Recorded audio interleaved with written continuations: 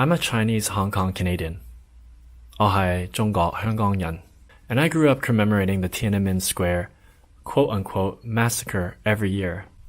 And when I was a young kid, I even read the book Red China Blues. I believe it was written by a Chinese Canadian. One of the most powerful memories I have as a human being was actually on June 4th, 1989 in Canada, when I was a very young child. Me and my mom and dad, we were driving through our neighborhood, and the protests were happening on the radio, or at least there was someone commentating on the radio. When the radio announcer said protesters were being shot, people were being killed, my dad couldn't help himself but start crying, and my mom as well. They had to stop the car, pull over, and just cry and console themselves.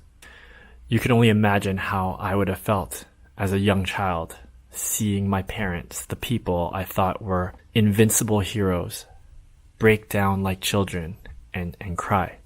Since that point in time, I had the kind of blind determination that only children can have, and I would make sure that communist China would pay for hurting my mom and dad that day. Since that time, growing up in Canada, I attended as many protests or vigils as I could for the Tiananmen Square quote-unquote massacre. And in high school, as a leader, I led many clubs in high school. I founded many clubs, and my friends made the announcements. Well, I even suggested that we talk about the Tiananmen Square on June 4th. I think most young people are like me. Because we're taught in schools that our societies are more advanced than others, our societies are more caring about human rights than others. And while we might touch on some sensitive topics about our own culture, we are never really taught to despise the terrible atrocities that we ourselves have committed. We sort of talk about some of the things we've done to Native people. We rationalize, we intellectualize them, but it never gets emotional. It never gets to that kind of level of indoctrination that we do with things like Tiananmen or other things that we look down upon in our society. The way we talk about Tiananmen is this sort of demonizing of China and the Communist Party. We never have that level of rhetoric when we talk about residential schools in Canada or the genocide that we've helped to perpetuate in Canada. At least growing up, I never experienced that. Maybe you have. But this is how we become brainwashed to support Western interference. We are always taught that the world needs us to change them. For example, Africa needs our help and our money. China needs our human rights. Iran needs our moderate form of religion. South America needs our war on drugs. This kind of blind worship of our own Western culture is nonsensical, and it is the perfect recipe for a famous old saying: the road to hell is paved with good intentions.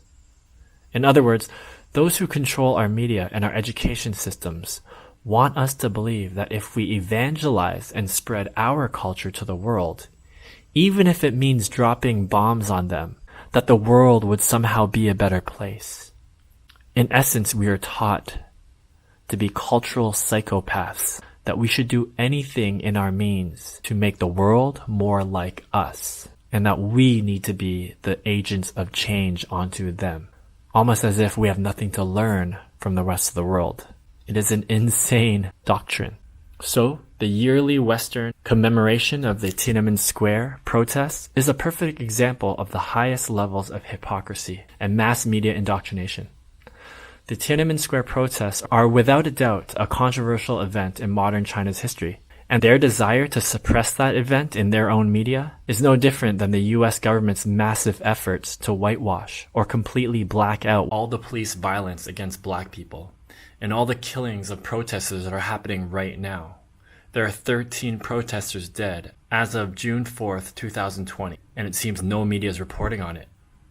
There is no doubt that the People's Republic of China could have done a better job during the Tiananmen Square protests. But the fact is, at that time in 1989, there were few, if any, countries that had police forces equipped or are aware of riot prevention. At that time, many countries would have done the same thing and called in the army to quell such a large demonstration. I'm not making this video to try to change your mind.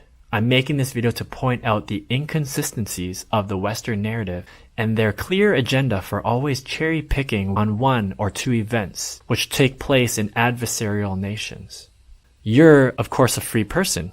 And if you'd like to commemorate the Tiananmen Square protest today, of course, you are free to do that. But what I'd like to say is keep in mind that by doing so, you're actually ignoring 99% of the other more heinous human tragedies in the world. So if you want to commemorate the Tiananmen Square protests and the people who died, which is very controversial because some estimates a few hundred people and some estimates a few thousand. I believe the real number is somewhere in the hundreds. But by commemorating this event, you're ignoring great human tragedies. For example, the genocide and experimentation of the Marshall Islands people by the USA during the nuclear bomb tests. You should also be commemorating the illegal and fraudulent invasion of Iraq by Western nations. Millions of innocent people were killed or displaced, and the West was pushed into war based on lies peddled both by the US government and Western media. We should be commemorating the fact that innocent people, again, millions of people, are being displaced right now in Yemen, the greatest humanitarian crisis on earth. How does it make any sense that we are not commemorating or spending one day to think about the people in Yemen, which the US directly contributes to through Saudi Arabia? That is an unprecedented level of hypocrisy, to point out one event in China's history while ignoring all the other genocides and tragedies happening even right now. More importantly, the media coverage and reaction to the Tiananmen Square protests are just as biased and unbalanced as the reporting of the Hong Kong protests.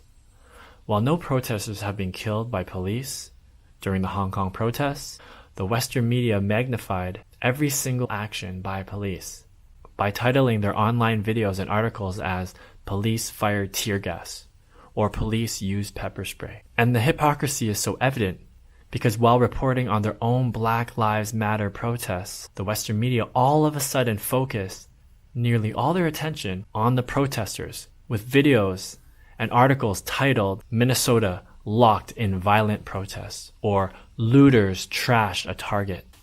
The Western media in Hong Kong focusing on all police action, and then in their own countries focusing only on protester action, while ignoring the fact that the police have already killed at least a dozen protesters in just a week.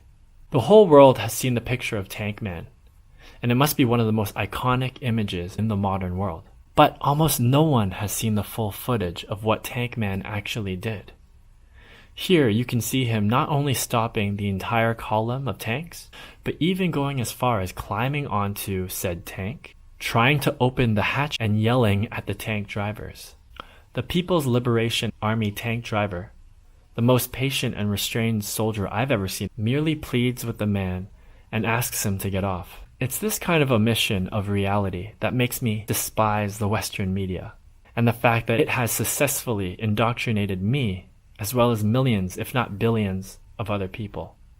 It's time now that we fight back against a war-mongering, corporate, Western-led media. We all want real information, balanced reporting, and most importantly, we all want peace.